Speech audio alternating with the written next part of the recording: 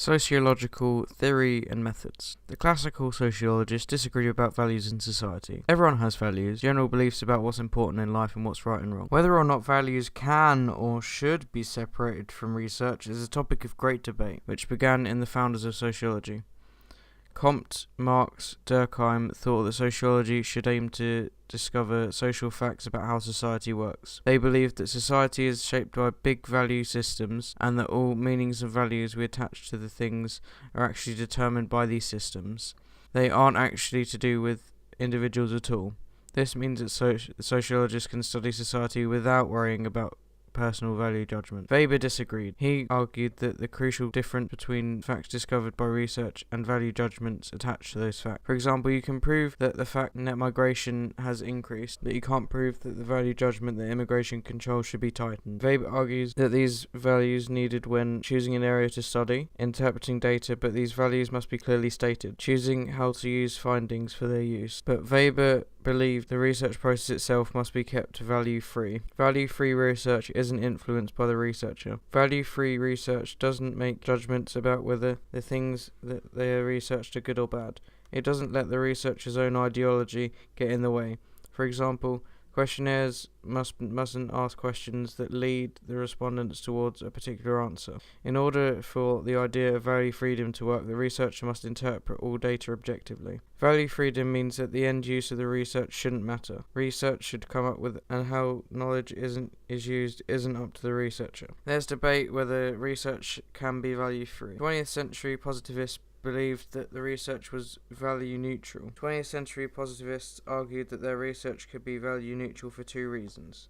They believed that sociology is a scientific discipline. Positivists believed that it was concerned with social facts, not the values of society around those facts. Their role was to discover truths about society, not to judge society. Sociologists were increasingly sought out by governments to solve social problems. In theory, sociologists could walk away after handing in their research findings. This would mean that sociologists' own values were unimportant during the research, and they would not be responsible for how far their research was used. Positivists argue that, in general, quantitative research methods are more value-free than qualitative ones. Qualitative methods such as unstructured interviews mean the researcher is more involved, so there is more risk to the attitudes that will influence the respondents. Quantitative methods such as closed questionnaires allow the researcher less opportunity to influence their respondents. They allow the researcher to keep their distance. Some sociologists say that sociology can't be value-free. The decision to make research in the first place value-laden, someone has to decide that the research is worth spending money on. Some say that the research which the state or business want to see is most likely to get funding. It is difficult to completely avoid bias and the interviewer effects. Researcher bias may interfere with structured questionnaires, as it's still a researcher who chooses the questions respondents answer. Other groups of sociologists argue that sociology shouldn't be value-free.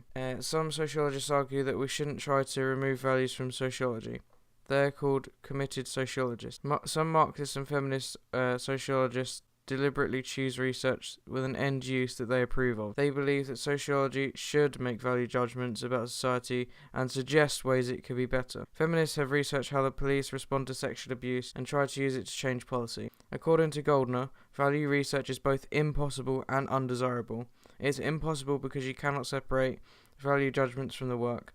He points out that reasons above, such as value-laden research choice and interviewer effect. It is undesirable because the sociologists should use their values to guide them morally. They have to take their responsibility for the uses of their work in wider society. Becker wants sociologists to take the side of underdogs in society. Becker says that if research is committed, that means taking sides. He believes it is a good thing if sociologists take sides with less powerful groups in society, such as criminals and the mentally ill. Becker has been criticized for being too focused on powerless groups. Goldner says that it's more important to help those who are actively trying to fight back against their powerlessness. There are other factors in which value important in research. The way in which a research project is funded and the career of a sociologist can also influence values in research. For example, if a research is funded by a charity that helps homeless people, the research data may be interpreted in a way that suggests homeless people need more support from the government. Every culture in society has its own values and beliefs, and culture thinks that its values and beliefs are true. From a realist perspective, this means that there's no objective way of saying what is true and what is not. This also applies to research. No one researcher can provide you with an objective picture of society, because their research always depends on what they think is true.